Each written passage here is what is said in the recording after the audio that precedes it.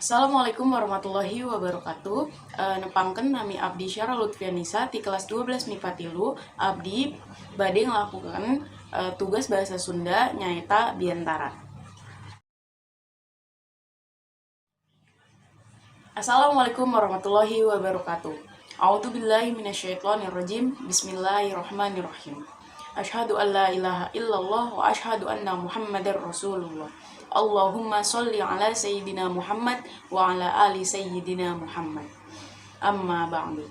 Segala puji urang sanggaken ka Gusti Nu Maha Suci, zat nu ngatur segala isi dunia katut isina, nyaeta Allah Subhanahu wa taala. Sakumaha hidayah sarang inayahna urang masih dipapari nikmat sehat, oge nikmat iman sarang nikmat Islam, nyaeta nikmat anu pangageng-agengna. Sholawat sareng salam urang panjatkan ka baginda anu mulia nyaeta Nabi Muhammad sallallahu alaihi wasallam.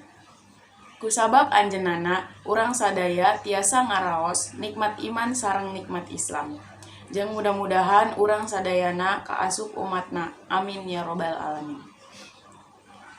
Tahilap nu dipakahormat Bapak Fadli salaku guru bahasa Sunda sareng oge rerencangan anu kuring res.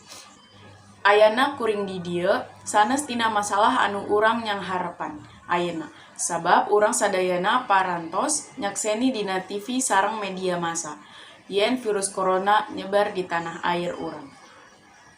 COVID-19 mangrupikeun penyakit tepa anu disebabkan ku virus corona anu nembe kapendakan. Virus ieu tiasa disebaraken ku batuk sareng wahangan. Pencegahan tiasa dilakukan ku ngalakukan 3M, nyaeta ngumbah lengan, tuang masker, sareng ngajaga jarak.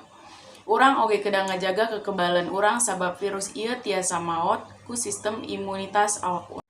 Unggal jamba ngagaduhan respon anu beda pikeun COVID-19. Kaseueureun jalma anu kekenan virus bakal ngalaman gejala hampang dugi sedang sareng bakal pulih tanpa kedat dirawat di rumah sakit.